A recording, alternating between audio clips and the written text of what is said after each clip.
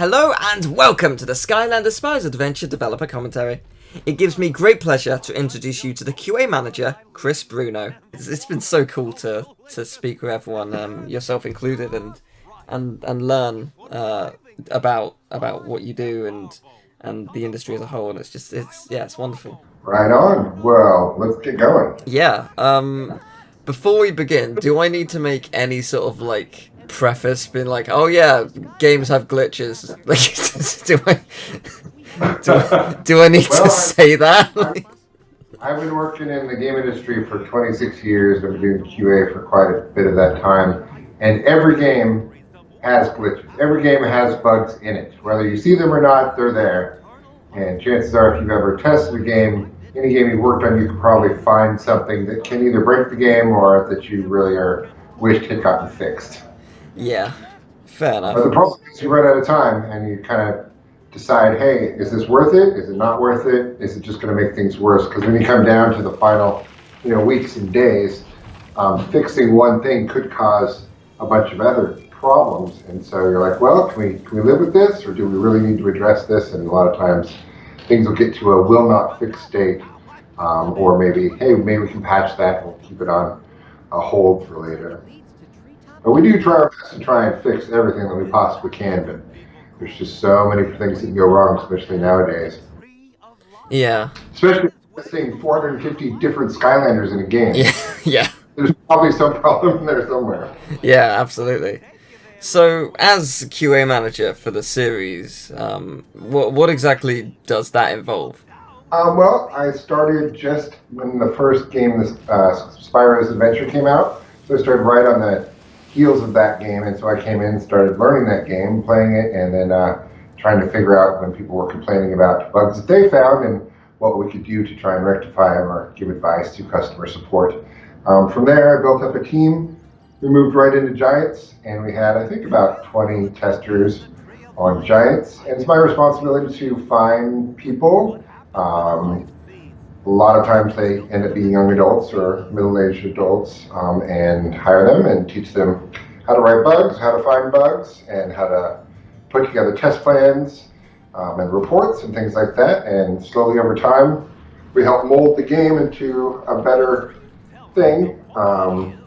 It starts out, I like to think of it, if you can imagine a pyramid, like a 2D pyramid, and at the base, it's the biggest, it's got all the problems in it. So like, let's say, hundreds and thousands of different individual problems. And you're slowly building up, slowly, trying to get to the top, and you're fixing bugs, and hopefully when you get to the very top of the pyramid, there's almost no bugs left, and that's your perfect game that you want to kind of send off to the public to enjoy.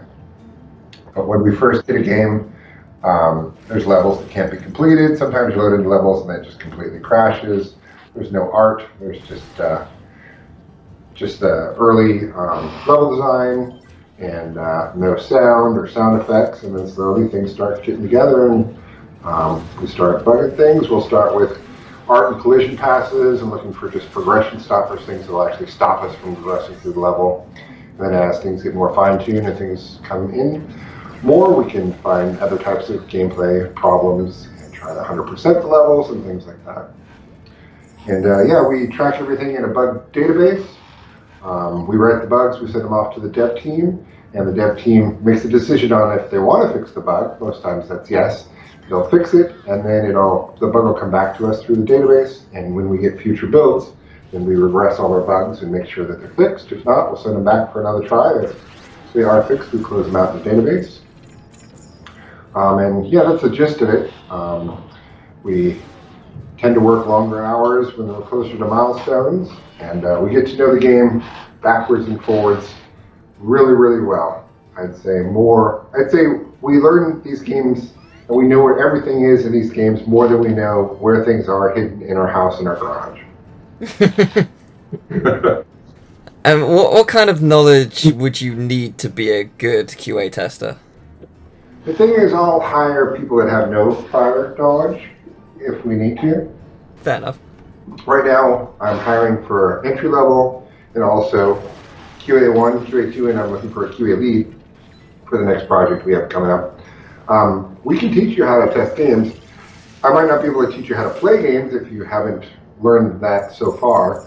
But we can definitely teach you how to test, how to write up bugs, how to find bugs, and we have test plans that will help you guide you through the game and what to look for and things like that. But if you have 6 months experience testing game, then we'll hire you as a QA1, which means you'll have a little bit more responsibility. And then if you have 2 or more years of experience, we'll hire you as a QA2.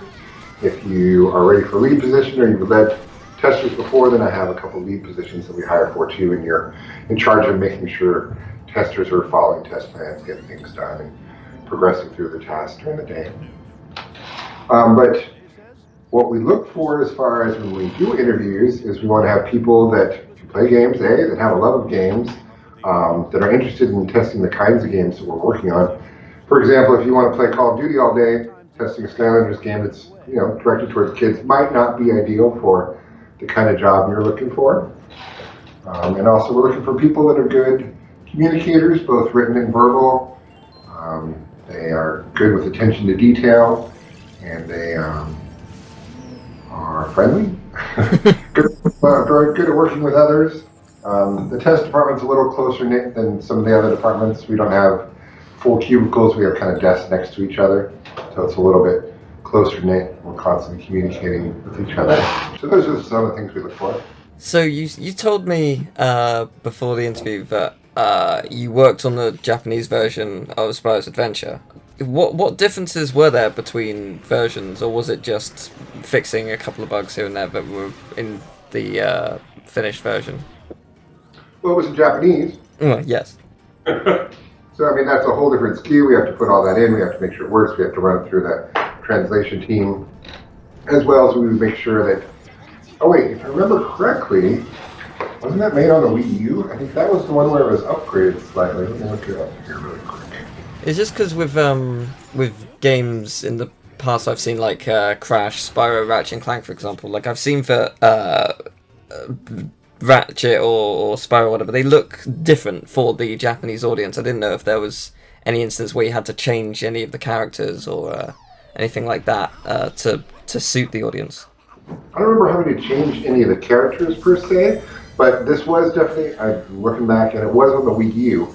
So it was actually a port that was never made in the United States, so it was actually upgraded from the Wii to the Wii U. Oh, wow. So the graphics were better, if I remember correctly. Oh, interesting. And the toys were repackaged in Japanese packaging, but I don't remember us actually changing any of the toys themselves. I don't know if any of the names had to be changed, but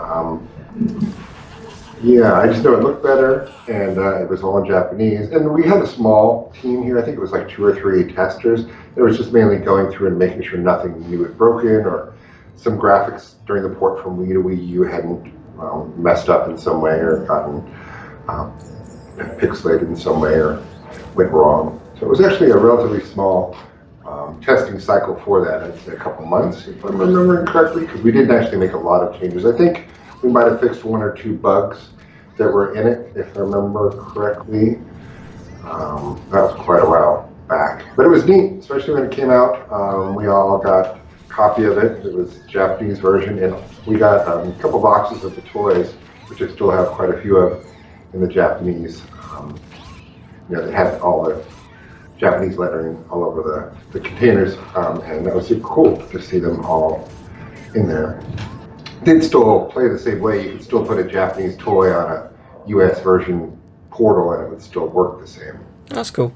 Yeah. So, is there a difference now that things can be patched to games post-launch? Like, obviously, before once it was out there, it was out there. That's it.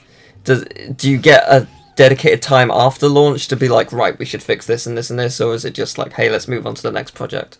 Back when we were making games for the Wii really didn't support patches. I think there might have been 1 or 2 games that did, but I think they had to do a lot of planning in advance for something like that. But the Wii just didn't have a natural way to patch games, if I'm remembering correctly. But all the newer consoles, especially the newer, most relatively new, like PS4 and Xbox One, it's built in, and it seems to be almost expected that we're going to be putting out some sort of patches for our games these days. The thing about patches is yes, we can react to what the public says about a game and try to make it better for them. For example, for Skylanders Spyro, I'm sorry, I take that back. For Spyro Reignited Trilogy, there were a couple complaints from people that they wanted motion blur turned off or on, and some other subtitle issues. And we were able to put that in and also fix some bugs that we had heard about people complaining about, and some things we wanted to fix ourselves. But most times the plan is to try and release something that's relatively bug-free. We don't have to patch it, but it's always available nowadays. Yeah, that makes sense. So, sort of going on to a less QA talk, but do you have a favourite Skylander? An all-time favorite that's kind of tricky. I do have particular ones that I like a lot. I'm going to say one of my all-time favorites from the first game is Beard Pants. I don't know if you know who that is. That was one of his original names. He was not named that in the end, and I don't know if you know this, but all Skylanders start off with some weird name. Yeah. Then over time they get a different name, then a different name, then Activision decides upon a final name. So Beard Pants was actually Boomer in the end, and if you look at that, he's got a beard for pants, or pants for beard, one or the other. And he's always a super fun character. That's awesome. Another favorite one is Flameslinger. Mm. And there's a reason for that one, actually. When we're playing through the game, we're getting to build once a day, sometimes even twice a day. And one of our most important things is we have to get through the game from beginning to end as fast as possible to make sure levels aren't broken or there's things stopping progression. Flameslinger is super fast. So we tend to have the testers that run through as fast as possible always want to pick the fastest characters. So for quite a while, Flameslinger was one of the fast ones, especially when he was leveled up and he could do that super fast flame. I don't even remember the attack these days, but it laid flame out behind you straight. I think you did a circle and you would launch off and go super fast. So the fast characters are favorites on the QA team. Some other favorites, when Giants came out, I loved Tree Rex, just because he was big and naturey, and he was fun to play. Double Trouble was a favorite of mine. He was actually, the voice for him, I believe, was done by Alex Ness, which was one of the employees we had working here for quite a while. It's a good friend of mine. Pinata, great character, just because it's a giant pinata. Taekwon Crow, another favorite, and that was a little bit later, one of the villains. Yeah, but I mean, we play them all. We have to test them all. They're all hold a special place in my heart somewhere. They're all fun in some way, for sure. How about you? What's your favorite? Oh man, I love Cinder. I just think Cinder is badass. Yeah. I think Prison Break's really cool. Whirlwind. Yeah, I like a lot of the OG Skylanders. Not to say that I don't like the later ones. I love Ninjini. Right. But yeah, there's so many that there's just some from each game. I'm just like, that one's great. That was great. That was great. I'm gonna use you. Yes, you. I agree that the original Skylanders from the first game and even the second game, mainly the first game, they were a little bit simpler. The sculpts of them were simpler, and we got kind of more advanced over time. They were kind of like creatures, as opposed to later there was a little bit more humanoid, although there's a couple humanoid in the first set. But there's definitely more birds and demons, or not demons, but rock creatures and things like that, where once we got to Imaginators, we were trying, somehow it got a little bit more humanoid, as a lot of the characters did. I love them all. I still have them all displayed in my cube. I've got all of them. And then I also tend to try and collect all the rare ones. I don't know if you ever tried to collect the see-through ones, or the red ones, or the crystal. Yeah, I've got a Scarlet Ninjini that Activision sent me. I'm just like, oh, this is so cool. Yeah. I will never lose this. It's the best. It will be displayed for eternity. There was one character on, what was it? I think it was the most recent one, Imaginators. It was never released. It was the Valentine's Day Buckshot. I don't know if you ever remember seeing anything on that. It was kind of pink, and it had kind of red eyes. Oh, really? Do you remember Buckshot? Yeah, yeah. There was a Valentine's one that got kind of leaked on the internet, and it was supposed to come out on Valentine's Day. They ended up pulling it and not making it, but I actually have 2 prototypes of that one. I think there might be the only 2 in existence. Oh wow.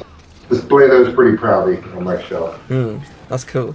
They looked a little too evil because of the red eyes and the the way Buckshot looks.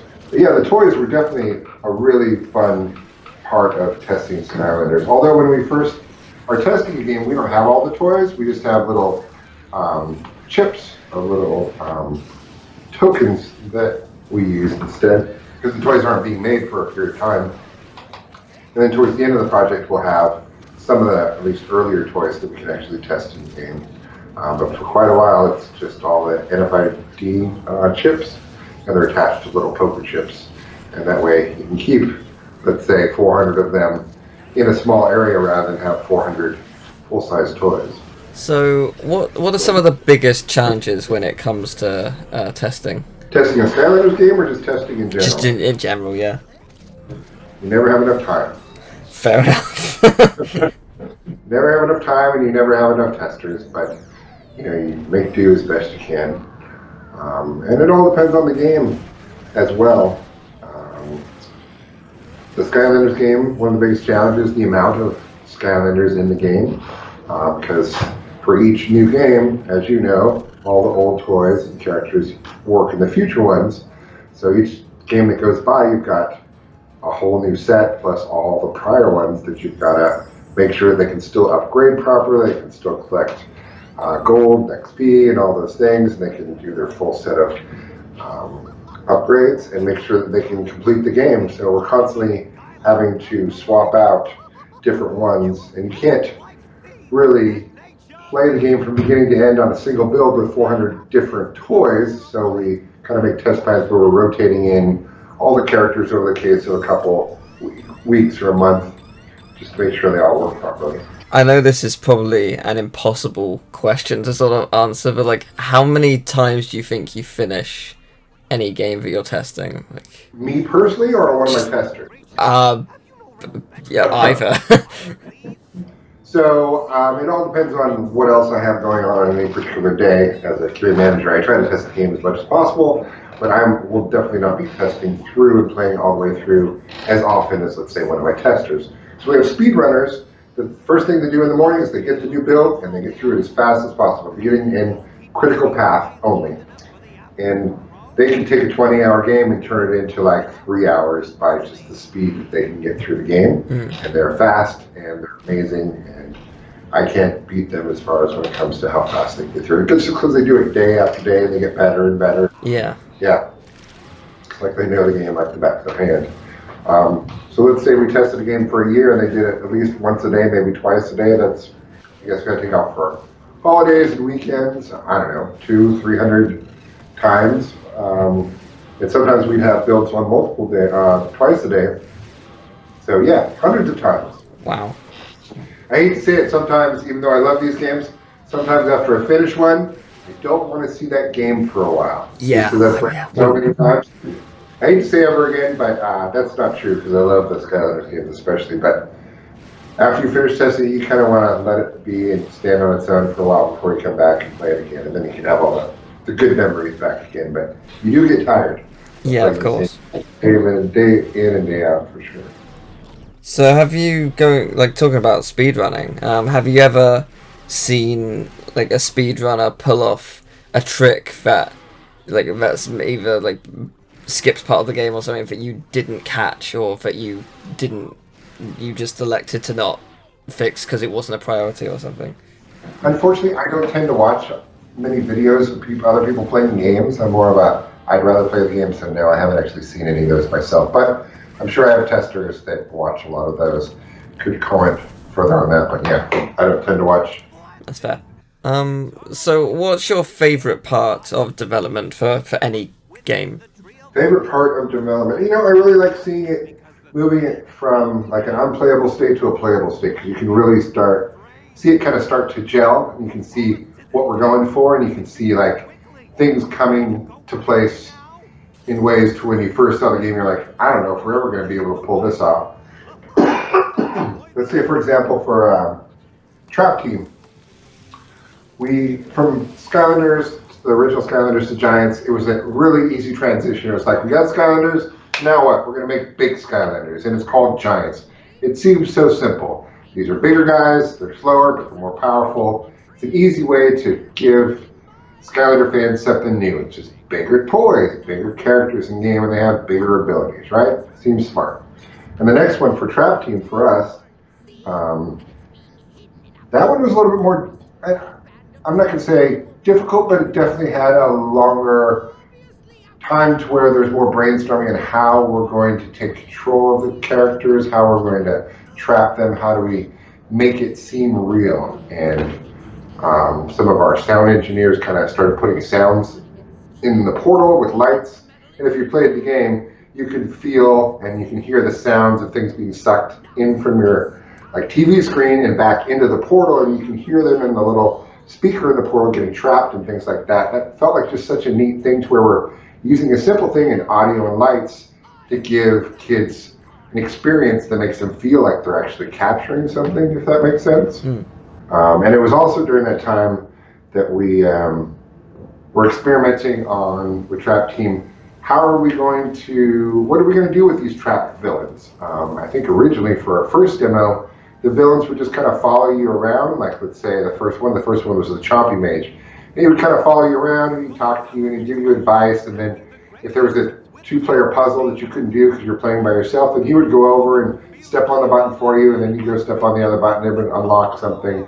So instead of having those villains being playable, they were just kind of your friends that would kind of follow you around and say funny things and help you out in different ways and give you advice, as opposed to, that wasn't quite as fun as actually taking charge of them, that we figured out later. So after that demo had come and gone, I think we figured out, or the team figured out, that taking control of them would be a lot more fun, and swapping them in and out from the Crystal to your regular Skylander would be more exciting than just having them wander around and talk to you. So that was a pretty neat part of development that I really liked, just seeing how things changed over a period of time, because we weren't really sure what we were going to do. And then you see it and you play it and you try it and then you experiment, and then you have kids play it and try it and experiment and see what they'd rather be doing, and they'd rather be playing than watching. So that worked out pretty good, I think, in the long run. What would you say is, and I guess this applies to any of them, the biggest change to how something ended up in the final version of the game? Well, that was an example of one of them where how we changed. Yes. Sure. I wrote something down earlier.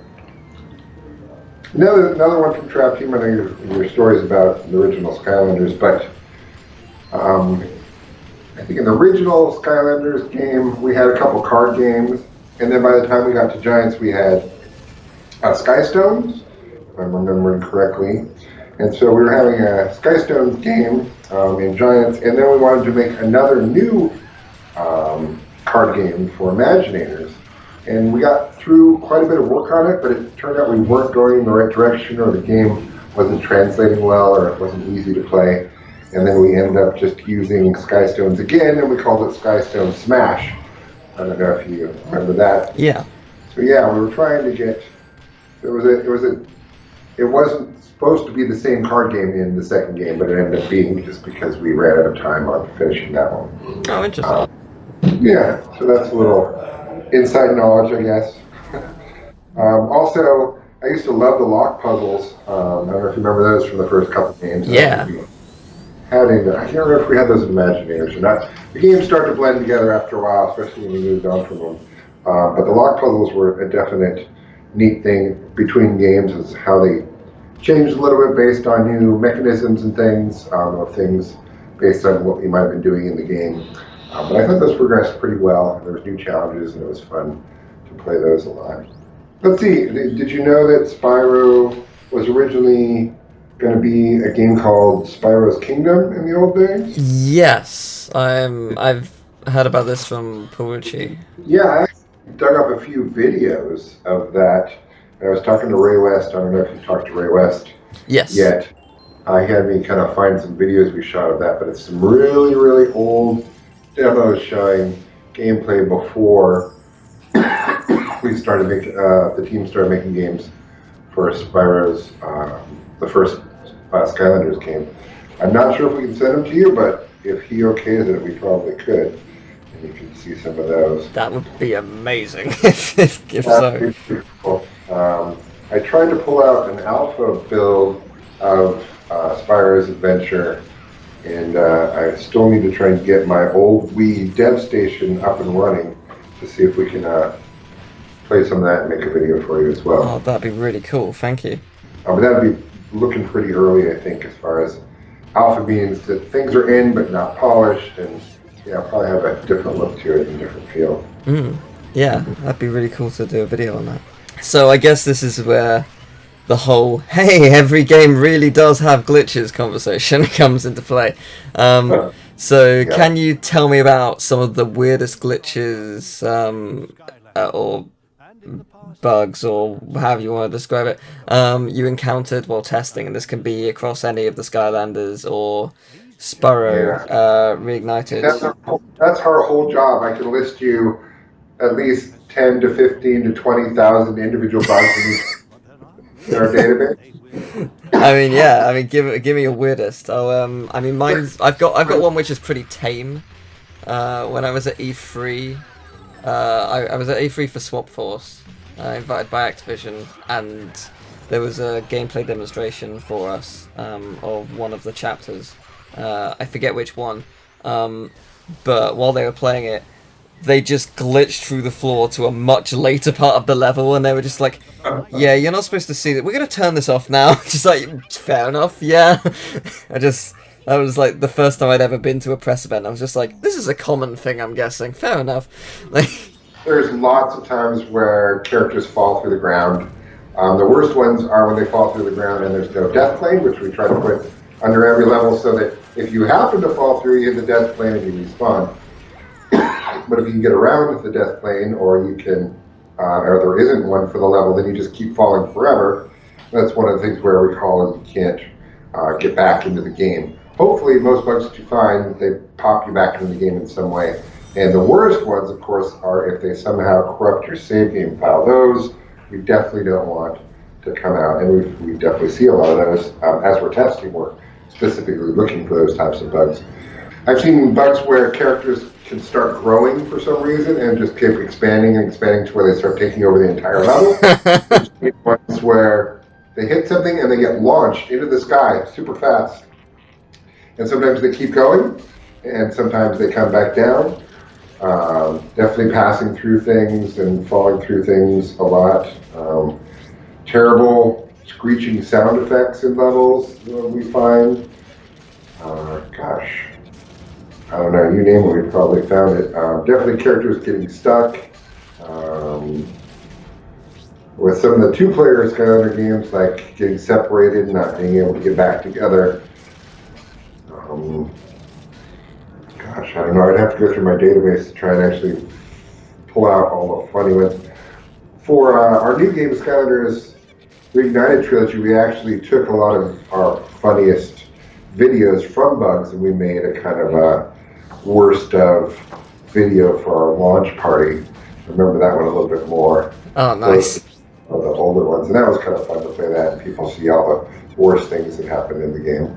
Yeah. If you want, I could look up some more and kind of send you a list of some other things, but yeah, there's a lot of funny stuff that you find. Yeah, I encountered a couple when I played Reignited at the offices. Yeah. Which is, I mean, obviously, like, there's no way you can't. Like, it's not a finished game. But it was just really interesting to be like, yeah, I guess this is my first proper time I'm actually playing a dev build. Like, I've never experienced anything like this. It's so cool. Like, I love. It's fascinating to me. I love this kind of stuff. Well, characters are missing animations, so when they're missing animation, they go into a T-pose. Yeah. Missing their T-poses in kind of like cinematics and things like that, which are always kind of humorous. Yeah, I mean, completely different game. But there was a game called The Crew where you can just drive around the US basically in races and whatnot. And I just drove into the back of a car and flew like 600 miles an hour across a desert. Just like, okay, what happened here? Like, it was so weird because I'd done that so many times to other cars just accidentally, and it just I have no idea what caused that. Like, it's the kind of thing where it's like anyone could do that. There's no way you can really check for every single instance of that, especially with certain games that are so vast and there's so many levels. It's just fascinating to me. So when we're testing games, we're constantly recording our gameplay, so that if it's not an easy reproducible bug, we can go back and look at the steps that led up to that. So for example, the one you were talking about, if you had recorded it, you kind of go back and rewind the tape and kind of see what were the steps exactly, what were the two car makes, and maybe it was the angle that you hit the car, what have you. But there's a lot of bugs that we call once bugs or twice bugs, to where we try to reprogram over and over again, and we just can't quite get it, and we can't quite figure it out. If it's a crash bug, we've got like a crash data dump that we can get with it, so the programmers can kind of see what actions were happening prior to the game crashing and things like that. But we'll put these once bugs in the database, and then slowly over time, hopefully some other tester will get it, this other tester will get it, and finally they'll piece together, oh, it was because this character was swinging while they were doing this other thing. So sometimes it's hard to figure things out 100% of the time. Yeah, absolutely. I actually did get some in Reignited where, I mean, you probably know about this one, where I duplicated Ripto. Oh yeah, I've seen that one. Yeah, that was because that was my first playthrough of it as well. I was just like, whoa, what? And it was just fascinating to look back at it, because I was freaking out because it was funny, and yeah, it was just I believe it's been patched now, which is a shame. It was like super difficult mode. It was great. Yeah, Spyro's Reignited trilogy was challenging for sure. Just because we had one external developer for one of the games, and we were definitely trying to get everything done within 1 year, and there's a lot of levels, and we wanted to make it as true to the original game as possible, and if you remember, it got pushed out at least once, maybe twice, to November, when it was supposed to come out, I think, September. So yeah, we tried the best we could, and we really tried really hard to make that the best game we could. But yes, there were some bugs. Yeah, I mean, the thing is, bugs or not, that game is absolutely incredible. Like, the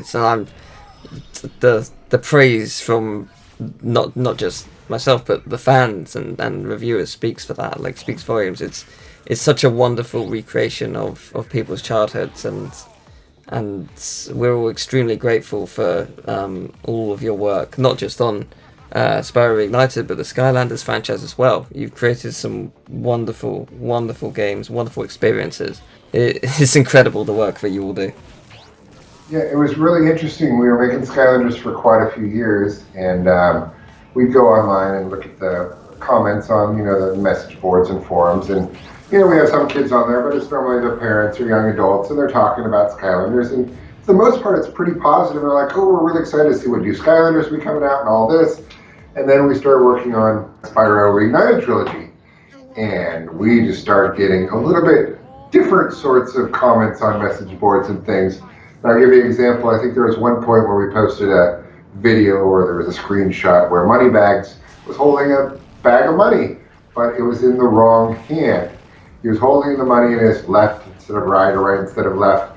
And the internet, well, at least a small portion of the internet, went nuts. They're like, this is wrong. Like, you're destroying our childhood, or whatever it was. And I think we fixed that particular problem. But it was just the smallest things when you're coming from a kid-based game to a more, hey, don't mess with my memories from the past sort of thing, to where we had to really try very hard to make sure we got everything almost exactly right. And so the testers, we played side by side with the original game next to the new game, looking for any differences, any things that weren't quite right, a camera angle's off, this doesn't work correctly in this way, this timing is off. So there's a lot of extra work trying to make that one kind of match the original game as best we could.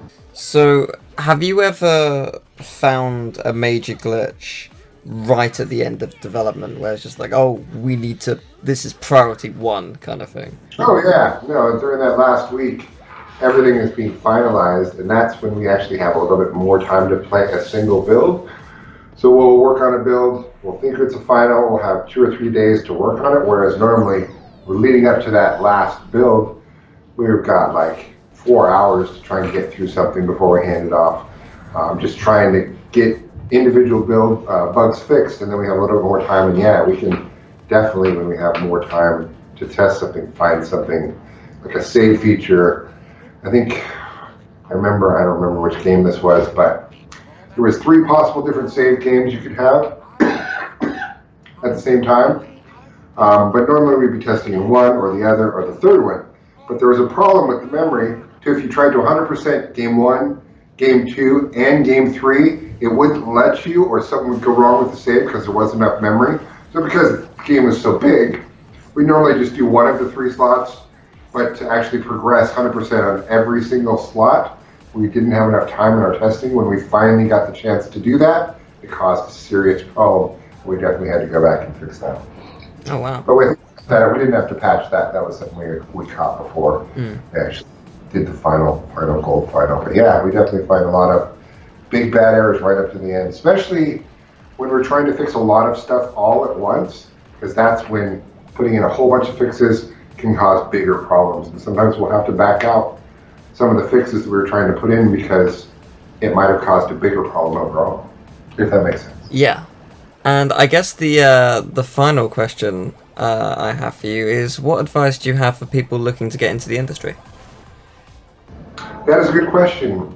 When I got into the industry back 26 years ago, they'd take anyone off the street no matter what, and it didn't matter what you did before or what you're planning to do. If you could play a video game, they'd take you in and put you to work testing games. Nowadays, and at that point, development was a lot easier. We were making games for early systems, so you didn't need as much school. In fact, there weren't school for video games back way when I started. But nowadays, there's all kinds of schools that people are going to, and even if you've gone to school and graduated, there's still, a lot of times people are looking for experience in the game industry as your particular thing, as a designer, or an artist, or a programmer, or what have you. So I think it's become a lot more difficult to get in. But a lot of people do say that QA is a good, viable way to kind of get into the industry and learn a little bit more about games, and at least get some experience under your belt. So if you're having trouble getting a job after you finish school or anything, I'd try applying as an entry-level QA type of job and see if they'll hire you. Come in with a smiling face and show them you're there to help out and you're good at games and you can find bugs, and hopefully they'll hire you. At least in our company, we try to promote from within. So if somebody has some development experience and they're a QA tester and something comes up, they would be willing to take a look at somebody within and help promote them if they feel like they're a good employee. It's definitely a good, helpful way to try and get into the industry. In fact, I think one of your friends is right now applying for a QA position. Yes, I believe she is. Yes, I think I have an interview with her tomorrow. Yeah, I'm not gonna say anything. I'm not biased. I think you brought her in one day. I did, yeah. When I visited, I brought her. Because I was over in America to see her. Because she was graduating. And we hadn't met in person. It was just like, oh, this is gonna be amazing. I get to see you graduate, and we get to hang out at E3. And then Paul Yan invited me and her to the office. And I was like, oh, okay. Wow.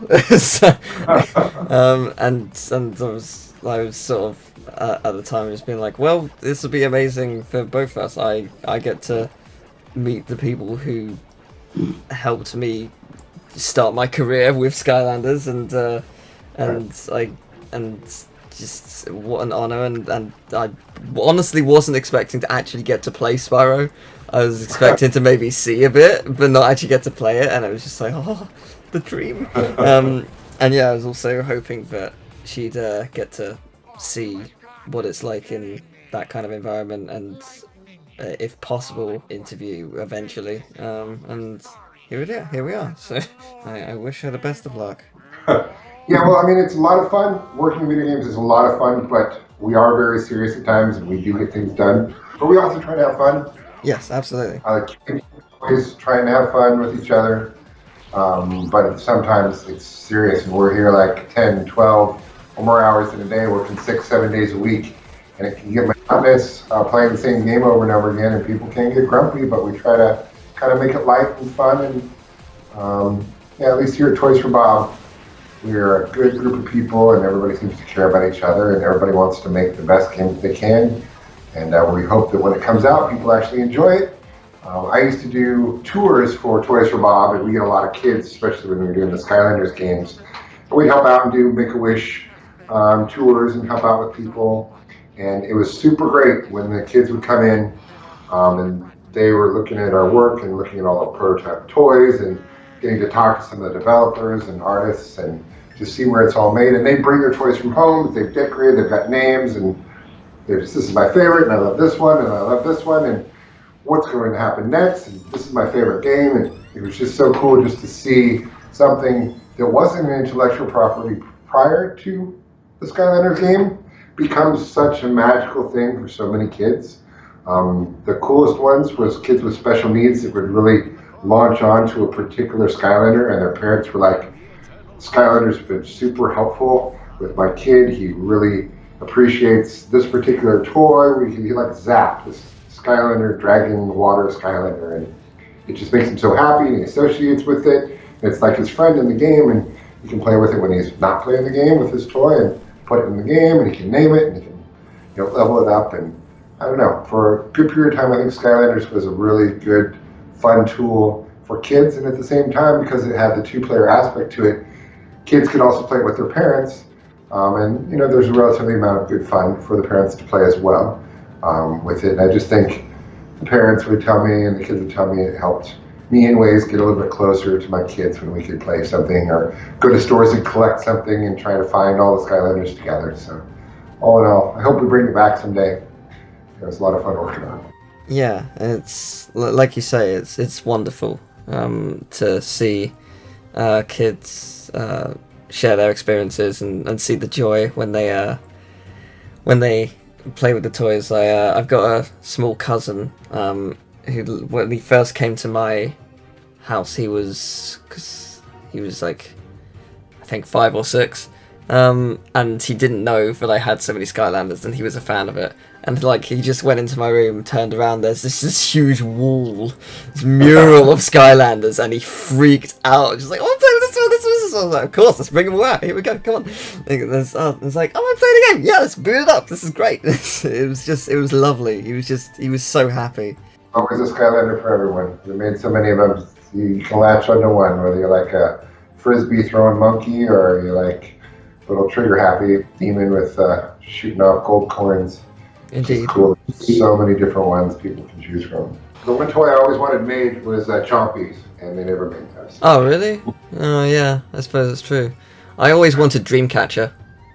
Oh, yes. Dreamcatcher was so cool. I can understand why it would be very hard to make a floating toy, but she was awesome. Thank you very much for watching. I hope you enjoyed the video. If you did, leave a like, subscribe, share the video around. I also have a Twitch, a Twitter, and a Patreon if you would like to support me and the channel. As you can probably tell, this is a massive passion project of mine that I've been working on for quite some time, and I'm really glad that I'm able to get it out to you, and I'm really grateful for you watching the video. If you want to see more from the series or other stuff that I do on this channel, click that notification bell to be notified when I upload next. But thank you very much for watching. I'll see you next time. Take care. Bye-bye.